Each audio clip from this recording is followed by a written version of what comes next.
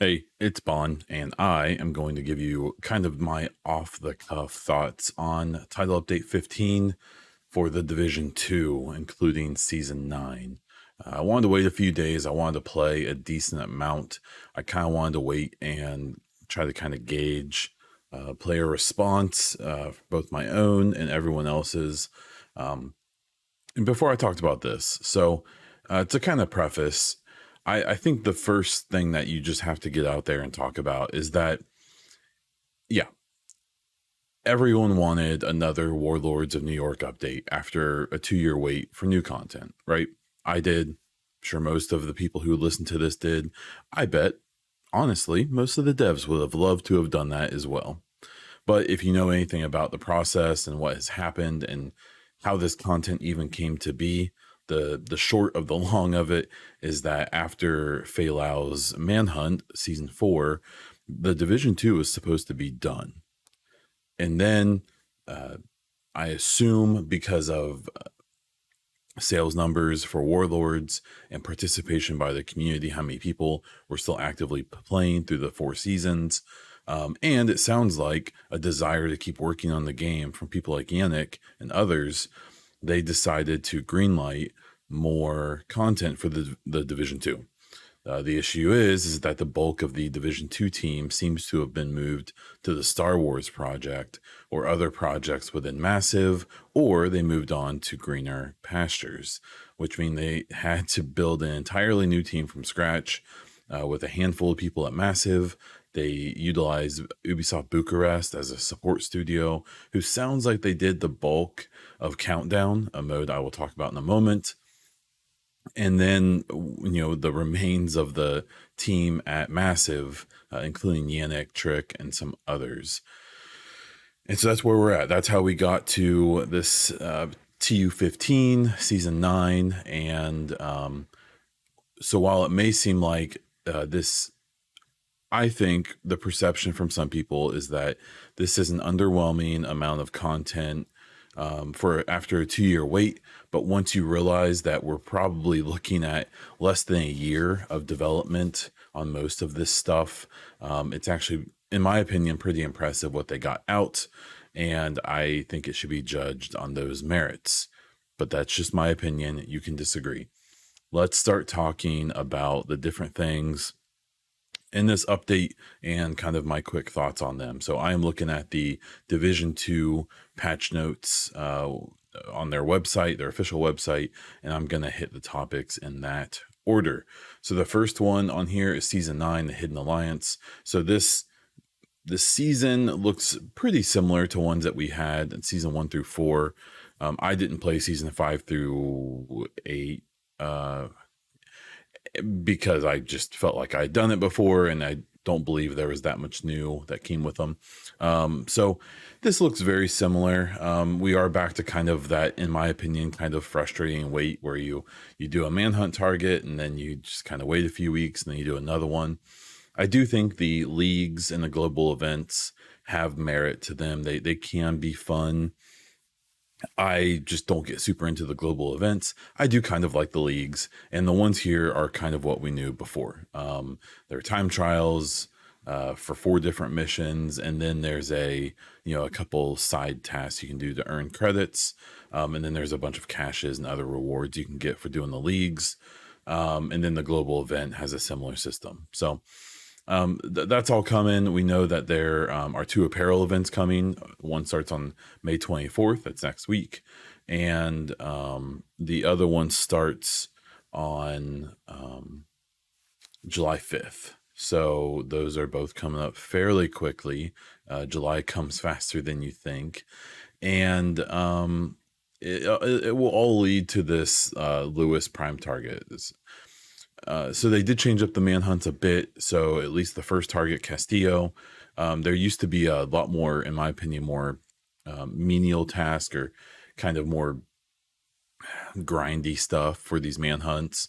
This last one was, I think, 3 control points, 1 propaganda broadcast, and 1 bounty that you had to do. It was pretty quick. I did it in 1 stream, and I had fun with it. So, Some may feel like it's a little too short. I feel like maybe that's true, but as opposed to the old way of doing it that felt way grindier and not as fun, in my opinion, I prefer this style, even if it is technically shorter. I did like that they seem to be infusing a lot more lore and story into the Manhunt, where if you don't know, the propaganda broadcast that you go after and any other propaganda broadcast by the True Sons in the game world has a bunch of new audio being expounded by this new Manhunt target that we're going after, basically throwing out a bunch of the same conspiracy theories we've heard from people about COVID over the last couple of years. So there's a little bit of hitting close to home there, at least in my opinion. But I found it pretty interesting. And yeah, I think this season 9, while it kind of feels like a more of the same, and if people don't like that, I get it. I think this seasonal content, I enjoy doing the Manhunt, doing the League, then doing the second week of the League, essentially, with the global event, and then, hitting that next target. It's a reason to come play Division for 2 or 3 hours a week at least, and I think for most of us, that isn't a bad thing. The next topic on here is the Manhunt. Like I said before, I like this new system. I still obviously don't like to have to wait. I wish we could just hit all 4 targets and then hit the main guy all at once and then do all of this other stuff as it comes, but that's not how these games work. They want to keep us coming back and participating in the other stuff. So I get it. It's fine. I'm not going to complain too much about it. I can't say that fighting True Sons and a new True Sons boss is like the most exciting Manhunt target in the world, when previous ones have been people like Schaefer and Hornet and Fei Lao. But it's fine. It's still cool. And it seems like they're trying to be pretty mysterious here. They're trying to give us some information between Fei Lao's ambitions and reasoning for what she did. It's going to be locked behind these Manhunt targets, voice comms and cinematics and such. As well as getting some more information about Natalia Sokolova, who's the head of the Black Tusk, as well as this McManus person who is new, as far as I know, as an antagonist. And then hopefully we'll be finding out about what happened to some of our previous Manhunt targets and people involved in those, such as Schaefer, who we captured, and so on and so forth. So, not, mind-blowing, ridiculous content, but still good. I like it, and it's I think a realistic thing that we've gotten. So Manhunt, I like it. It's good to have it back. Could it be more? Sure. Does that take away from what it is? I don't think so. I enjoy it. The next thing here on the website is the expertise system. So I still feel like this kind of feels like this kind of side grind that I don't care that much about, but I have been participating in it because you really don't have to participate that much in it purposefully. The main thing you just use equipment and it gets more powerful is the main thing that you can do. The second least amount of effort you can put in is to go to the expertise system at the crafting station and just automatically donate anything that you have marked as junk, and that will bit by bit upgrade all of the gear of the exact type that you're donating. And then you can go so far as to like intentionally farm certain items and donate those and try to upgrade. But it really seems like the best way to upgrade your gear through this expertise system is to just use it. And it's, at the end of the day, these games are really big on dopamine hits. And at the end of the day, when you see that little thing pop up and it glows and you have the sound effect and it says expertise system leveled up on this item or this item, it hits the dopamine receptors and it feels good and it is encouraging. And I will say that while I think the system's a little convoluted and maybe a bit much, the fact that you can participate in it without really having to go out of your way, and you still get a bunch of those dopamine hits from the bright lights and the nice noises, it's cool. It's something. This would have been really fun to come along with the specialization revamp that they talked about a while ago, but isn't coming probably until TU16 or maybe even later. But that sounds like it's going to be really cool. To briefly, if you know the specializations now, you had to get all these specialization points, and then you can unlock this it's not really a skill tree because you can unlock all of them. Well, it sounds like the update to this is going to be where you do have to make choices. So say you're, the crossbow specialization, you won't be able to unlock every single skill and talent in it. You'll have to make actual choices, which I've been asking for this since Division 1. So that specialization system, we'll talk about it when it actually comes out, but that would have been cool to come along with expertise. But I won't complain about that because it's coming and they're doing what they can. So cool. The next thing on here is Countdown. Countdown is a weird one for me. I think it's a little underwhelming on face value, right? It's this one new map, and the map is cool. It looks nice. It's an interesting setting. They've tried to give a little bit of, lore behind it.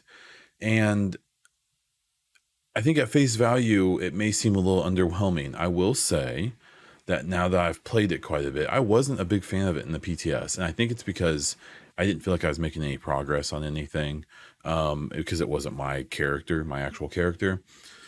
Now that I'm playing Countdown and with my actual character and I'm making progress and I'm doing stuff and people are starting to learn how to play it, this footage that you've been watching should be a whole countdown round. That's the best one that I've ever gone through with other people. It was a ton of fun. Unfortunately, at the end of it, it does lock up on the 100% bug, but by closing the game and reopening it, I was able to get all my stuff. This countdown mode is fun. I still don't think it's something that I'll be coming back for months to play, but you get a ton of loot. It's very fast paced. Now that people are starting to learn how to play it, from this footage, you'll see that it seems like the best thing to do is go around and get rid of all of the dehancers or whatever they're called. I forget. All the things that hurt you. There's 3 of them. You have to deactivate these 3 nodes, and those are all protected by hunters. So it seems like if at least one of the team of 4, or even both, just runs through and destroys all these hunters, turns off all those countermeasures, that's what they're called, and then goes and does the 2 side missions and then the main mission and then extracts, as you see from this footage, it's like nonstop action. I did have to give up on my skill build, which I am bummed about. I love my skill builds I have in this game and the old game, but they just don't work in this mode. You're disrupted too often because of the hunters and stuff like that. So, but I'm running this AR build that isn't really all that interesting or complicated. It's, in fact, it's probably a pretty outdated build, but it seems like it does well enough, at least in my opinion. It's fun, it's 15-ish minutes of action. You get a pile of loot. You get to fight hunters, even though, if you're fighting them individually, you're going to get whooped. But if you're fighting them as a team of 8, you're going to obliterate them. So, maybe it doesn't feel quite as scary as it maybe, we would like it to, but it's still fun to fight them. And, it's just this mode, it seems like the reception's pretty good. Now there's some issues going on with, it seems like PlayStation and PC. Even though I did bug out in this mission, I've had very few issues, to be totally honest, especially actually in game. It's mostly when it tries to extract, get me out of the game, it locks up. So not to discount the issues on PC and PlayStation, it seems like they're fairly significant. At least the people over on the subreddit are pretty upset and kind of freaking out. But beyond that, I've also seen a lot of people saying, hey, this mode's actually pretty fun. And that's good, because honestly, I wasn't super high on it. I'm higher now than I was before. If you just want to throw on a podcast, and you could listen to the EchoCast podcast, wink, wink. If you just want to throw on a podcast and just shoot stuff and get loot, and especially if you're playing with friends, I think this is a pretty good place to do that. So Countdown, I wish it would have been something maybe a bit more, but at the same time, I think it's turning out to be a pretty fun activity. I'm a little concerned that in the long run, doing the same map over and over again is going to get kind of old, but that's a problem I'll worry about then. When it comes to new gear, I'm going to be straight up. I haven't really messed around with any of it too much. I have gotten a 100% maxed out Kingbreaker, which is I'm kind of excited about. But Yeah, the gear's interesting. It seems like Heartbreaker is definitely OP and will almost certainly be getting some kind of nerf.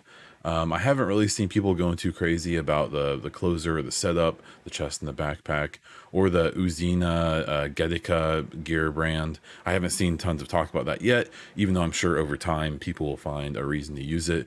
The new weapons, I've definitely heard some people talking about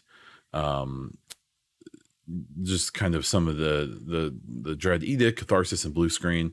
I haven't seen people going too wild over it, so I assume they must not be too crazy OP. And that kind of wraps up. It looks like I've kind of covered everything. So overall, like I said at the beginning, I think this is a update that many of us would have liked to have seen, like a Warlords of New York sized update. But if you understand or know the process of how this update came about, you'll just understand that that just wasn't in the cards. That wasn't going to happen with the size of the team and the time and all that. So overall, I'm happier than I thought I was going to be. This is, again, it's given me a reason to come back and play the Division for at least 2 or 3 hours a week. I've been playing more than that. So for whatever that is worth, take that for what it is. I don't think this is everything people wanted. I don't think it's everything the devs would have liked to do, but I think it is good. I think it's good for the game. I think it gives people a reason to come back. And at the end of the day, that seems like it's what this update and the updates that are coming in the future were probably meant to do. So there you go. There's my thoughts on the new update. If you want to check me out, you can find me at Bondiesel on Twitter or most other places. You can check out my podcast, The Echo Cast, which is a general gaming news podcast that almost always talks about the Division and Mass Effect, if I can find a reason to. That is on all podcast providers. You can also find me on YouTube as Bondiesel, where I'm posting multiple times a week about all kinds of things, as well as streaming once or twice a week over at Twitch as Bondiesel as well. That's all I have. So until next time.